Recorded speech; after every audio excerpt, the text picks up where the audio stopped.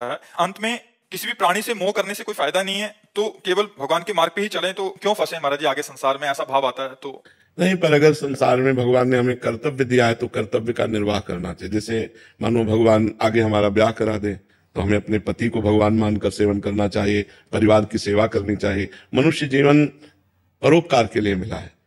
अब अगर ब्याह प्रारब्ध में नहीं है तो ब्रह्मचर्य रह करके निर्वाह कीजिए। अगर ब्याह है तो विरोध नहीं करना चाहिए। हमको गृहस्थी में जाकर के परिवार का पोषण करना चाहिए। अगर विवाह में नहीं जा रहे तो ब्रह्मचर्य में चलना है, तो गुरुदेव कलयुग है, आप ऐसा मुझे मार्गदर्शन करें कि मैं इस रास्ते पे कैसे प्रबल रूप से चल पाऊं। हाँ, है कठिन पर असंभव नहीं है। यदि हम अपने पे स्थित रहें और हम कुसंग ना करें, खान पान पवित्र रखें, तो कुछ समय बाद मन शांत हो जाता है, फिर मन संसार की तरफ नहीं जाता। पर है कठिन, मतलब असंभव नहीं है पर सरल भी नहीं है। ब्रह्मचर्य रहना कोई सरल नहीं है, बहुत कठिन कार्य है। महीना 15 दिन, साल 6 महीना, इसके बाद जब मन अपना स्वरूप धारण करता है, भागता है संसार की तरफ। देखो, हम एक चीज बताएं आपको, हम सबके अंदर एक कमजोरी है, हमें कोई प्यार करे। आप सब कोई बताओ, सबके अंदर एक कमजोरी कि हमें कोई, चाहे बेटा ही प्यार करे, चाहे पत्नी प्यार करे, चाहे मतलब हमें कोई प्यार करे, पर यहां वो प्यार मिलता नहीं है।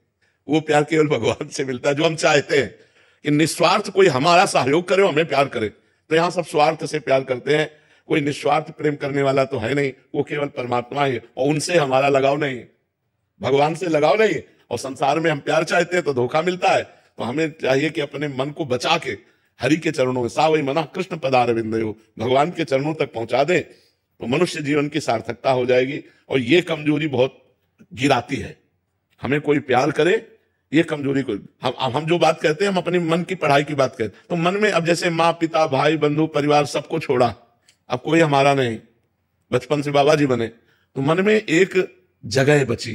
पर हमको आज तक कोई ऐसा नहीं मिला जो हमको प्यार करे। वो अपने लिए हमको प्यार करना, अपने लिए हमें प्यार करे, हमारे लिए हमको कोई प्यार नहीं करता। तो ये बात हम अनुभव की कह रहे हैं। आप तो मान लो घर गृहस्थी संसार में हो, हम तो लाखों करोड़ों खोपड़ियां देख डाली, लाखों को बचपन से लाखों करोड़ों को, लेकिन भैया हमारा जो मन मांग रहा था वो कहीं नहीं मिला, वो प्रिया जी के चरणों तो इसीलिए हमें लगता है कि सबके मन में ऐसा होगा जब हमारे मन में है कि कोई तो अपना हो।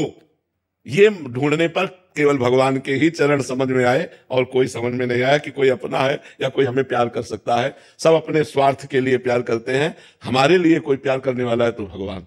तुम तुम्हार सेवक असुरारी, स्वार्थ रहित जग जुग उपकारी। गोस्वामी जी ने लिखा है, स्वार्थ रहित जग, इस संसार में जुग माने दो, उपकारी, उपकार करने वाले हैं कौन? तुम और तुम्हार सेवक असुरारी, भगवान और भगवान का प्रेमी भक्त। नहीं तो सुर नर मुनि सब ही की रीति, स्वार्थ लाग कर महाराज जी ये बात आप ज्यादा अच्छे से अनुभव किए हैं महाराज जी, क्योंकि आप बचपन से अकेले रहे हैं महाराज जी।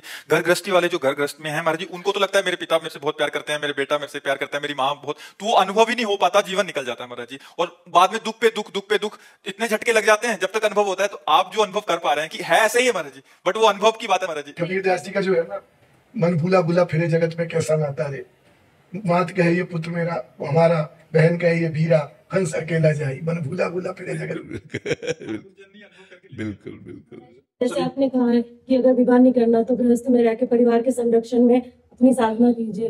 अब मान लीजिए विरक्त वेश नहीं ले सकते, अभी समय ऐसा कलयुग का है, लेकिन गृहस्थ में भी ऐसा संरक्षण नहीं है, तो फिर क्या, कहाँ जाए? हाँ, नहीं, समस्या ये है ना कि जैसे मान लो, क्योंकि पिता मान लीजिए शरीर के बड़े हुए, मान लीजिए नहीं मान, अपने को ही सुरक्षित रखना पड़ेगा भगवान की कृपा से, और परिवार में ही रहना पड़ेगा। आप समय ऐसा नहीं कि मतलब आप अन्यत्र कहीं रहे। अपने नाम जब से अपना संरक्षण स्वयं कीजिए, भगवान आपके संरक्षण में है। बड़े बड़े साध्वियां हुई हैं जिनका संरक्षण भगवान ने किया है। देखो, अगर हम फिसलने वाले नहीं हैं तो हमको कोई फिसला नहीं सकता, और अगर हम में फिसलन है तो हमें कोई बचा नहीं सकता। दोनों बातें समझना पड़ेगा। आपको कट्टरता पूर्वक अपने संयम को बचाना होगा, तो कोई आपको गिरा नहीं सकता। भगवान रक्षक, सीम की चाप सके को तासु, बड़ रखवार रमापति जासु। भगवान जिसके रक्षक, उसको कौन छू सकता है। लेकिन अगर हम ही फिसलना चाहेंगे तो भगवान फिर बचाएंगे नहीं, ये भी बात है। फिसलो तो फिर फिसलो, अगर हम नहीं फिसलना चाहते तो फिर कोई, माता पिता कितने दिन रहेंगे, परिवार कितने दिन रहेगा, पूरा जीवन तो आपको ही निर्वाह करना है। अच्छा, कहीं मान लो किसी आश्रम में भी कहीं रहो तो वहां भी तो फिसल सकते हैं। अगर आप घर में नहीं फिसल सकती तो आप कहीं नहीं फिसल सकती, और घर में फिसल सकती तो कहीं भी फिसल सकती। इसलिए अपनी फिसलन को रोकना है, ना कि स्थान परिवर्तन करना है। मुझे लगता है स्थान परिवर्तन से ठीक नहीं, उद्देश्य परिवर्तन ठीक है। उद्देश्य परिवर्तन करके अपने घर में रह जाए बहुत अच्छा है, दूसरे की सुविधा में और दूसरे के संरक्षण में रहने से अच्छा है अपने परिवार में रहे, नमक रोटी खाए, उनकी गालियां भी बर्दाश्त कर ले, अपने संयम से चले।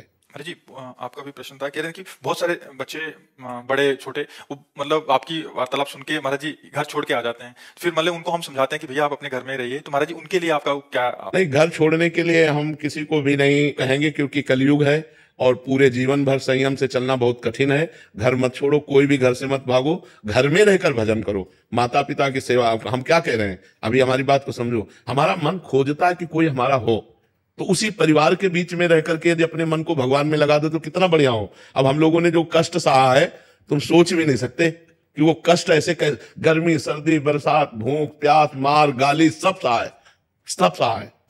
अब जो हम लोगों की बाबागिरी हुई वो बाबागिरी आज की क्या है। तो हमें लगता है भागने से काम नहीं बनेगा, घर में रहकर भजन करने से काम बनेगा। अपने माता पिता की आज्ञा में रहो, कभी कोई भी बच्चा बच्ची भाग करके ना आवे, हमारी बात मान लो, क्योंकि तुम्हारा गलत प्रयोग हो सकता है। तुम किसी गलत हाथ में पड़ गए तो तुम्हारा जीवन बर्बाद हो सकता है। तो तुम्हें चाहिए कि अपने माता पिता के संरक्षण में रहो और भजन करो, सत्संग सुन लो, किसी से ज्यादा लगाव मत रखो, संत महात्माओं के वचन से लगाव रखो, संत महात्माओं की बात सुनिए, दूरी होकर अपना भजन करो। आज का जो समय है वो भजन करने से बनेगा, कहीं किसी के आश्रम में जाने से या कहीं किसी भाग करके जाने से बनने वाला नहीं, ये बात समझ लो। बिल्कुल कहीं किसी बच्चा बच्ची को घर छोड़कर नहीं भागना चाहिए। हमारे